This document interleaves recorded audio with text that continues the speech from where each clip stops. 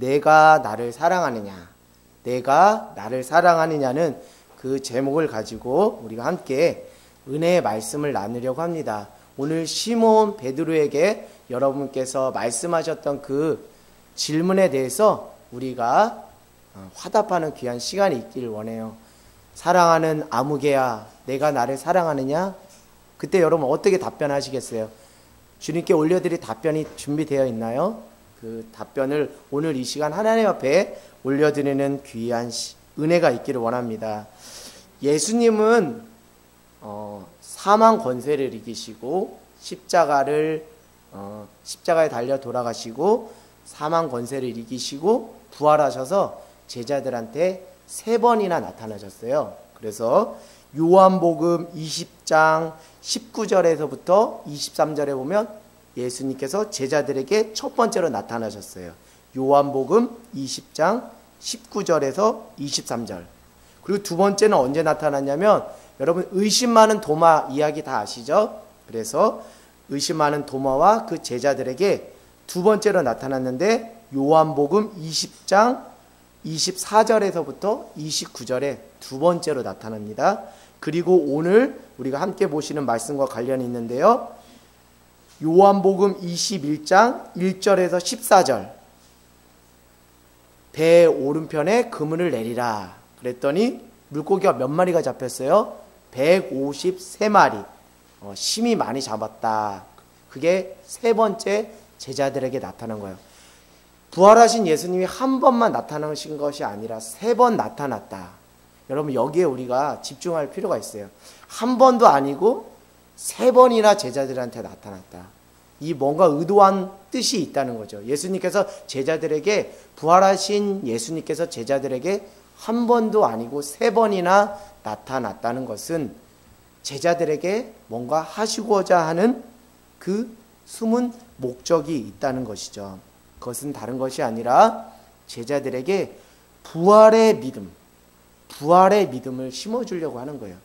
한 번 나타났는데 그 부활의 믿음이 희미한 거예요. 그랬더니 2번, 3번 나타나셔서 그들에게 심어주고자 하는 믿음이 있다면 다른 것이 아니라 부활의 믿음과 소망과 확신을 심어주는 것입니다. 나도 예수님처럼 고통과 상처를 이기고 다시 살 수 있다. 나도 다시 태어날 수 있다라는 그 믿음, 그 확신, 그 소망을 심어주려는 것이죠. 이전에 내 모습은 완전히 주님의 십자가 안에서 죽고 새로운 모습으로 다시 태어날 수 있다. 나도 예수님처럼 다시 태어날 수 있다라는 그 부활의 믿음, 그 소망, 그 확신을 제자들에게 심어주기 위해서 3번이나 제자들에게 나타난 것이죠.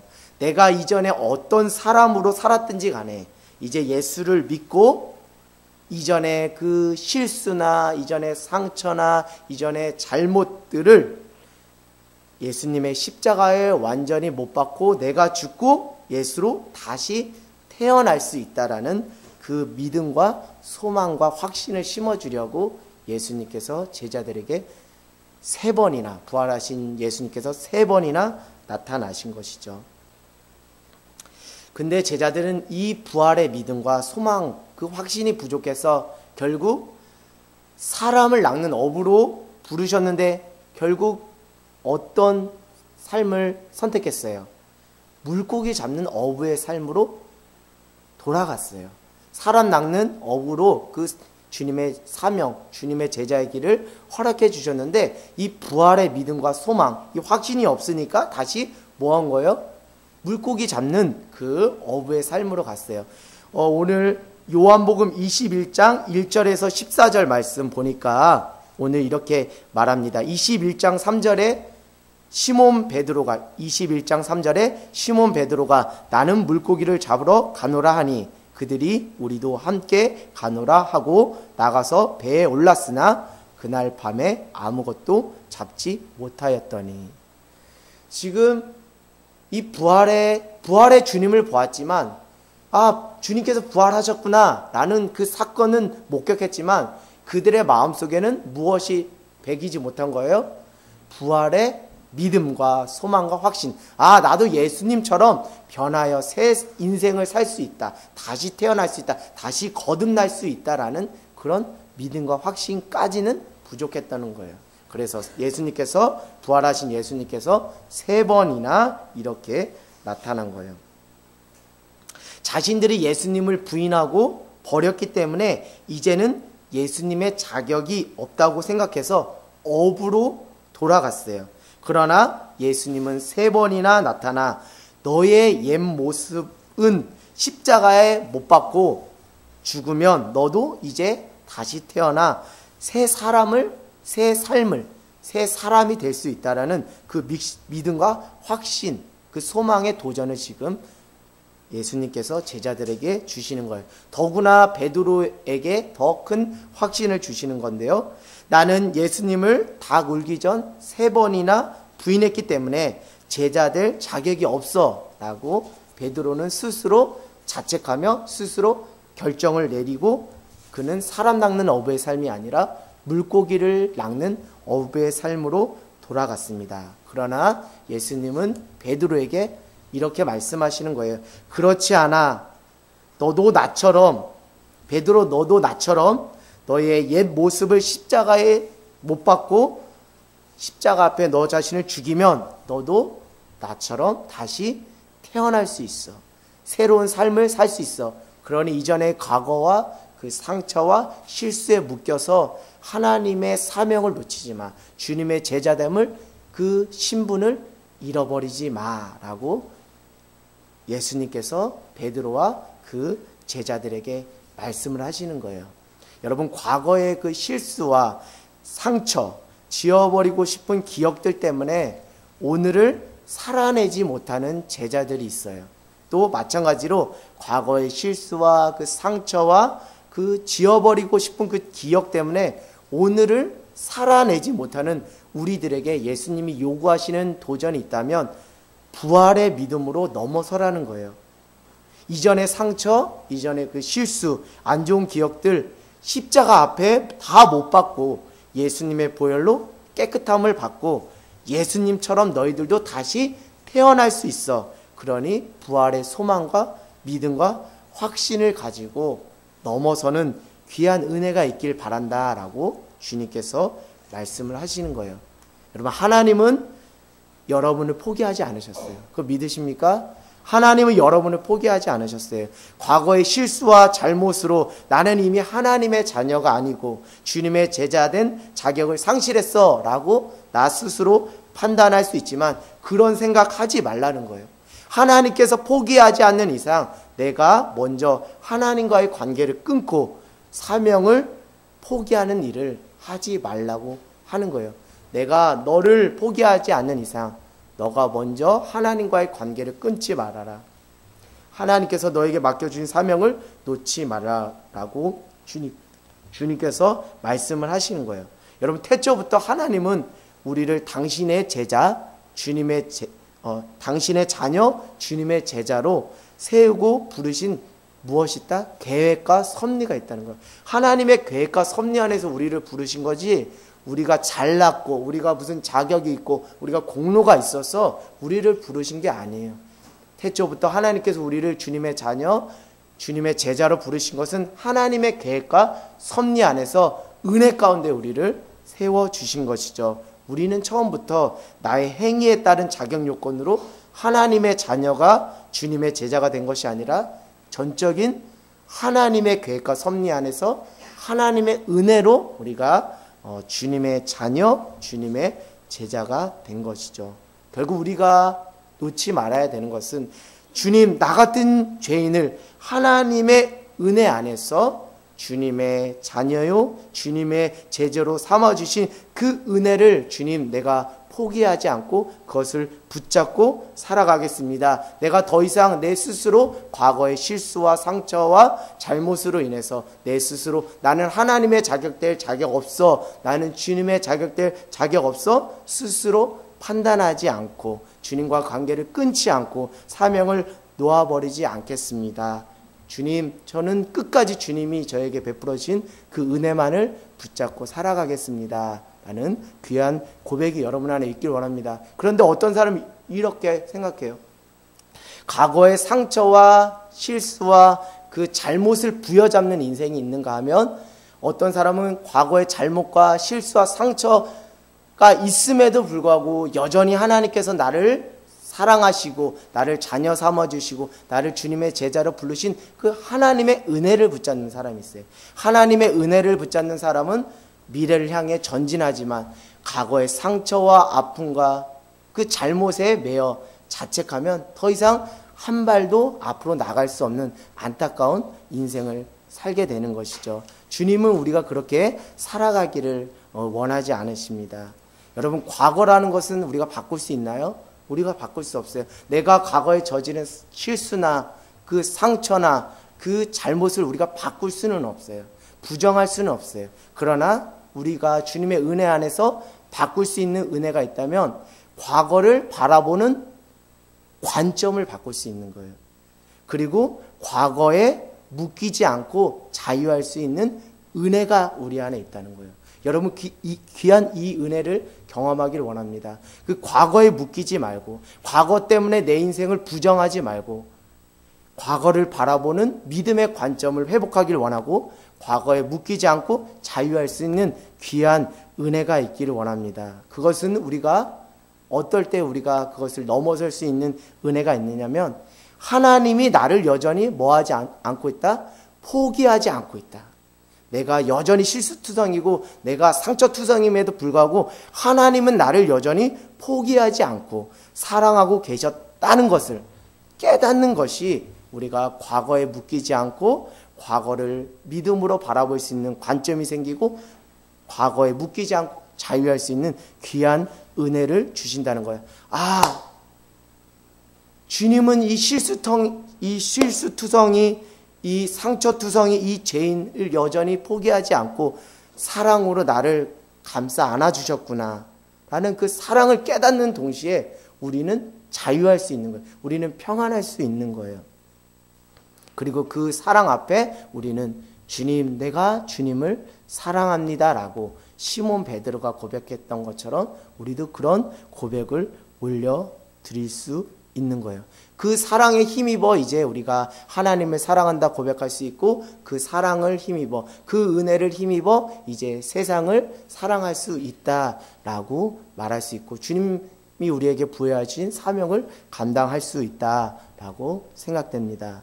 여러분, 요한일서 4장 10절, 요한일서 4장 19절 말씀을 한번 찾아보면 정말 귀한 은혜가 우리 안에 있는 줄 믿습니다. 요한일서 4장 10절 그리고 요한일서 4장 19절 우리 같이 봉독하겠습니다. 요한일서 4장 10절 그리고 19절. 자, 시작. 사랑은 여기 있으니 우리가 하나님을 사랑한 것이 아니요 하나님이 우리를 사랑하사 우리 죄를 속하기 위하여 화목 제물로 그 아들을 보내셨습니다. 19절. 우리가 사랑함은 그가 먼저 우리를 사랑하셨습니다. 여러분, 이거를 깊이 깨닫는 사람일수록 하나님의 그 초월적인 은혜, 정말 넘어서는 은혜, 이거를 경험할 수 있는 거예요.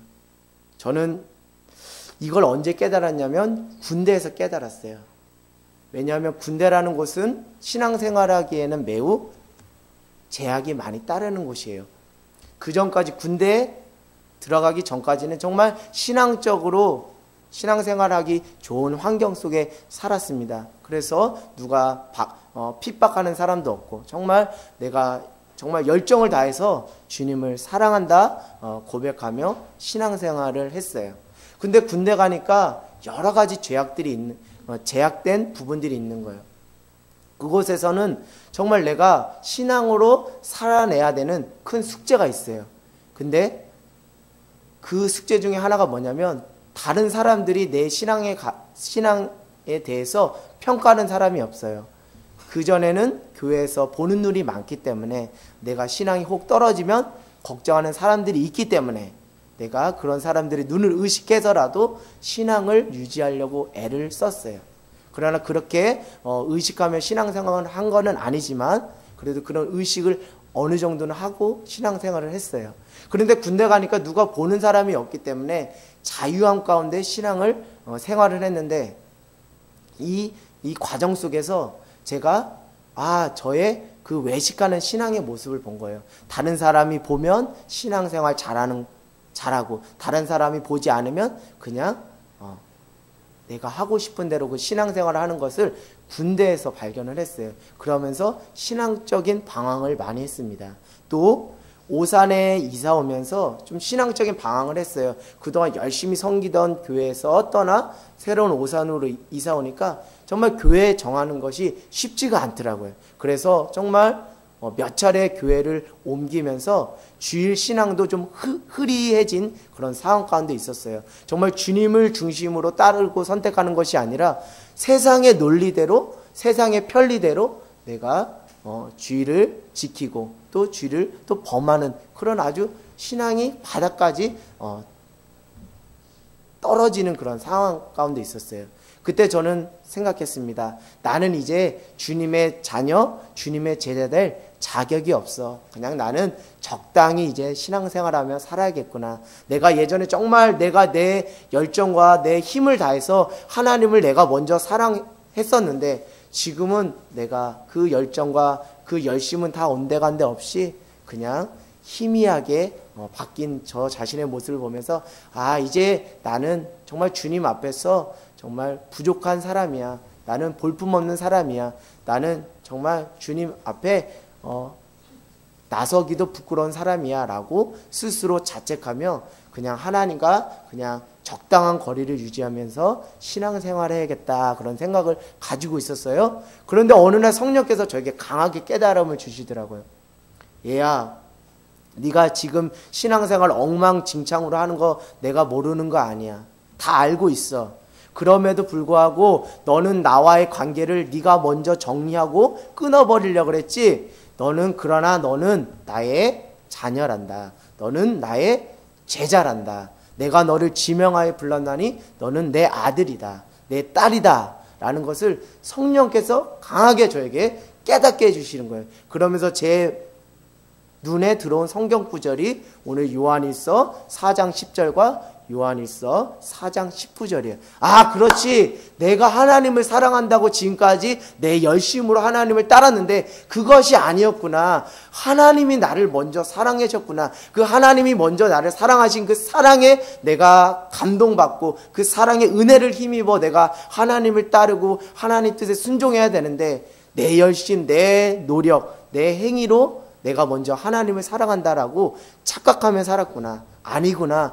하나님이 나를 먼저 사랑했구나. 여전히 실수투성이고 여전히 상처투성인 나를 여전히 포기하지 않고 여전히 먼저 나를 끌어안아 주셨구나. 그것을 그때 깨달았어요. 그러면서 제가 내린 결론은 오늘 성경 말씀처럼 내가 하나님을 사랑한 것이 아니고 하나님이 나를 사랑하신 그 사랑과 그 은혜에 힘입어 내가 하나님을 사랑한다 고백할 수밖에 없는 그 연약한 존재이구나. 결국 내가 하나님의 은혜가 아니면 내가 정말 하나님 앞에 온전히 설 수 없는 존재구나 라는 것을 깨닫게 됐어요. 그 사실을 깨달으면서 이제 저 스스로 자책하는 일이 없게 됐어요. 나는 그동안 실수투성이 상처투성이로 하나님 앞에 기쁨을 드리지 못하는 무익한 종이었는데 내가 어떻게 하나님 앞에 얼굴을 들 수 있어 라는 그런 어떤 자책감으로 살았는데 하나님이 나를 먼저 사랑하시고 포기하지 않으시고 나를 끌어안아 주신다는 걸 깨달으면서 이제는 그거에 묶이는 것이 아니라 그럼에도 불구하고 나를 사랑해 주신 그 하나님의 은혜에 이제는 보답하는 인생으로 내가 살아가야겠구나. 그런 귀한 은혜를 경험한 적이 있습니다. 여러분 요한일서 21장 15절에서 19절에 세 번이나 요한의 아들 시몬아 내가 나를 사랑하느냐라고 예수님께서 시몬 베드로에게 말씀을 하시는 거예요. 이 질문 앞에 여러분들도 반응하고 답하는 귀한 은혜가 있기를 원합니다. 세 번이나 여러분에게 아무개 내가 나를 사랑하느냐, 아무개야 내가 나를 사랑하느냐, 아무개야 내가 나를 사랑하느냐라고 예수님께서 여러분에게 묻는다면 여러분은 어떻게 답변하시겠습니까? 저는 오늘 이 말씀 구절을 저는 이렇게 읽었습니다. 저는 이렇게 읽혀지더라고요. 자, 잘 들어보세요. 요한의 아들 시몬아, 나는 너를 여전히 아직도 사랑한단다. 너는 나를 3번이나 부인해서 나를 떠났어도 나는 너를 사랑하고 포기하지 않는단다. 너는 혹시 나를 3번 부인한 것 때문에 예수님의 제자 될 자격도 없다고 스스로 자책했을지 모르지만 그건 중요하지 않단다. 중요한 건 내가 여전히 너를 포기하지 않고 사랑하고 있으며 너는 나의 제자라는 사실이다. 그러면서 요한의 아들 시몬아, 내가 나를 사랑하느냐, 그것을 3번 물으신다. 저는 그렇게 제 마음 가운데 이렇게 성경이 읽혀졌습니다. 그것을 우리 베드로가 느꼈을 거예요. 예수님의 심정을 베드로가 느꼈을 거예요. 베드로는 어제의 실수, 어제의 잘못, 어제의 상처로 오늘을 고통과 자책함으로 살았습니다. 오늘 부어주실 하나님의 은혜를 누리지 못하며 살았어요. 오늘 부어주시는 그 자유를 만끽하지 못하며 살았어요. 오늘 부어주실 하나님의 그 평안을 누리지 못하며 살았습니다. 사랑하는 여러분도 혹시 과거의 실수와 상처와 그 잘못 때문에 하나님께서 오늘 여러분에게 부어주시고자 할 하나님의 은혜와 그 하나님의 자유와 하나님의 평안을 누리지 못하며 살고 있지는 않은지 스스로 점검하는 귀한 은혜가 있기를 원합니다. 그래도 하나님은 여전히 여러분을 사랑하셔서 포기하지 않으시고 과거도 묻지 않으시고 내가 너를 지명하여 불렀나니 너는 내 아들이다, 내 딸이다, 내가 오늘날 너를 낳았도다 라고 주님께서 우리에게 약속의 도장을 찍어주시는 거예요. 그 음성이, 그 사랑의 메시지가 내 가슴을 팍 치고 올 때 우리의 인생은 완전히 180도로 바뀌어지는 귀한 은혜가 있을 줄 믿습니다. 이전엔 과거에 묶여서 오늘 받은 하나님의 은혜를 누리지 못했다면 그 은혜가 확 나 안에 깨달아져서 오늘 부어주실 하나님의 은혜와 그 자유와 그 평안을 누리며 정말 하나님 앞에서 행복한 그 삶을 누리며 풍성한 은혜를 경험하는 삶이 될 것입니다. 하나님의 변함없으신 사랑을 여러분 발견하길 원해요. 하나님이 여러분을 지금도 사랑하고 계세요. 여러분이 어떤 모습으로 있든지 간에 지금도 여러분을 사랑하신다는 그것을 여러분이 깨닫는 귀한 은혜가 있기를 원합니다. 하나님이 나를 먼저 사랑하여 주시고 여전히 지금도 포기하지 않고 사랑하고 계신다는 것, 앞으로도 사랑하여 주실 것이라는 그 확신과 그 깨달음이 여러분의 인생을 바꾸는 귀한 은혜가 있을 줄 믿습니다. 하나님의 그 포기하지 않는 그 사랑이 여러분을 은혜 가운데 인도할 줄 믿습니다. 하나님의 그 포기하지 않는 사랑이 여러분을 자유한 가운데 인도할 줄 믿습니다. 하나님의 포기하지 않는 그 사랑이 여러분을 평안으로 인도하는 귀한 은혜가 있을 줄 믿습니다. 그리고 이제 그 사랑 앞에 이제 반응하시면 되는 거예요. 주여, 내가 주님을 사랑합니다 라고 반응하시면 되는 거예요.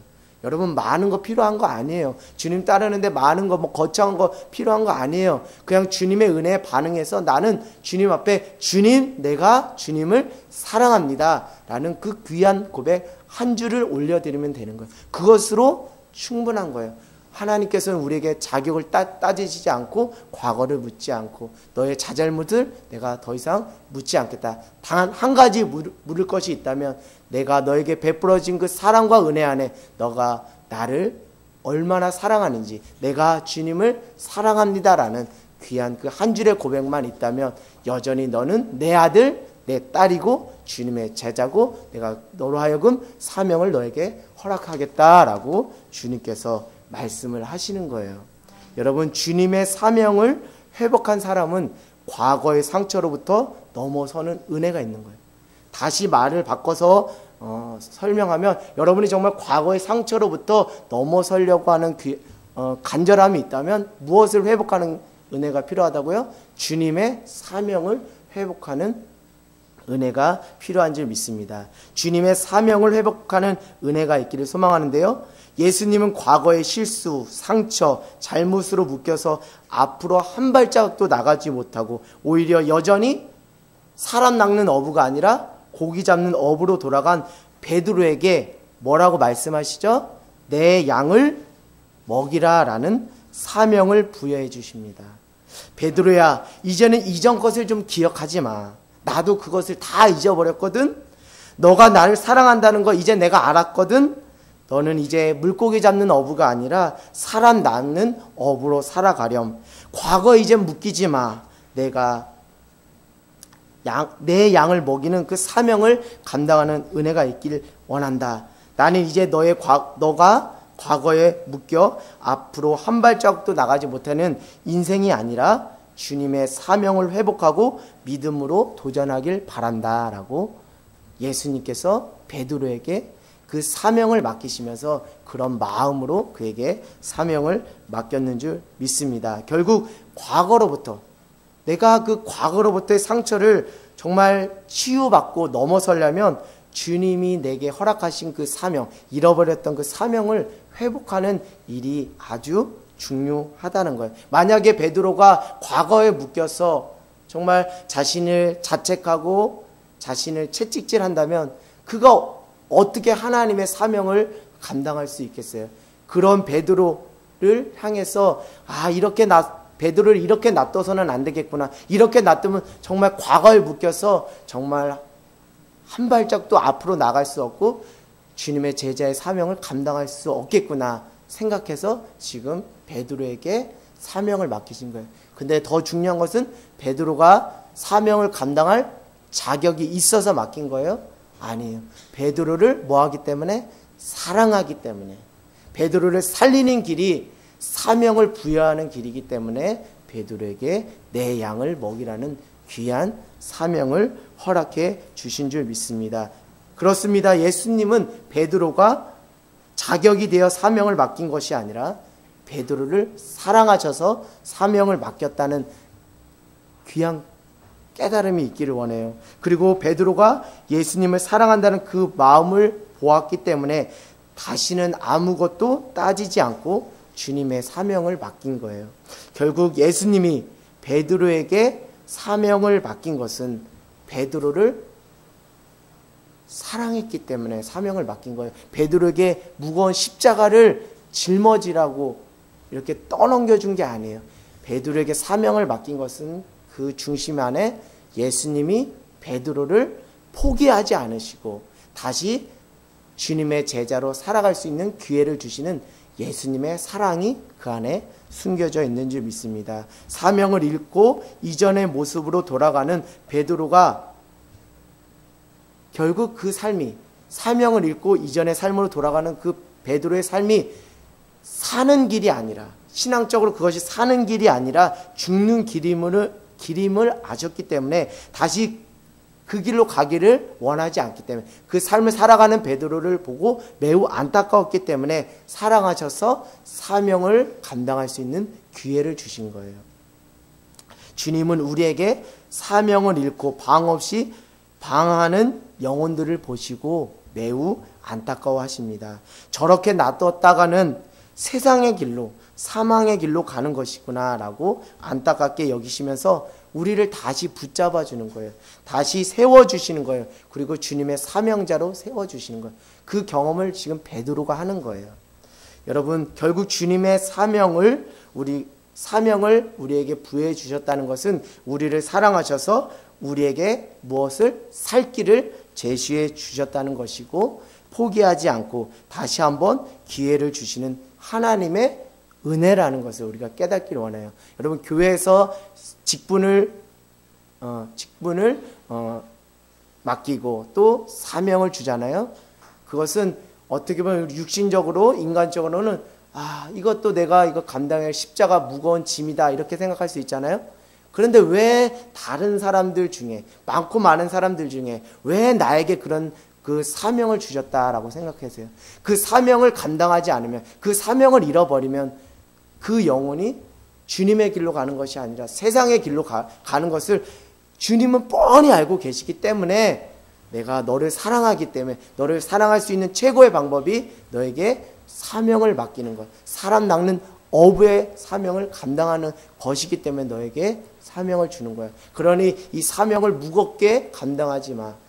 내가 너를 사랑한다는 그 마음, 그것을 너희가 깨달았다면 그 마음으로 그 사명을 감당해 보길 바란다라고 주님께서 우리에게 말씀하시는 것이에요. 이것이 사명받은 자의 합당한 태도이며 자세인 줄 믿습니다. 내가 자격이 돼서 하나님께서 나에게 사명을 주신 것이 아니라 결국 하나님께서 나를 사랑하셔서 그것이 나를 하여금 살 길이고 내가 세상의 길로 가지 않고 사망의 길로 가지 않고 영생의 길로 갈 수 있는 길이기 때문에 나에게 사명을 주셨다는 것을 깨닫는 귀한 은혜가 있기를 원합니다.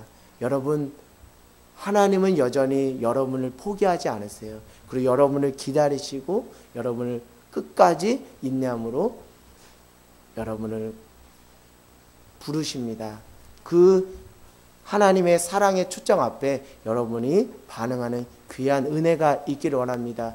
내가 먼저 하나님을 사랑한 것이 아니라 하나님이 부족한 나를, 실수투성인 나를, 죄인투성인 나를 여전히 포기하지 않으시고 먼저 끌어안아 주셨다는 귀한 은혜를 깨달음으로 우리의 인생이 이제는 죽어가는 인생이 아니라 예수님처럼 부활하는, 승리하는 귀한 인생이 되기를 주님의 이름으로 간절히 소망합니다. 아멘.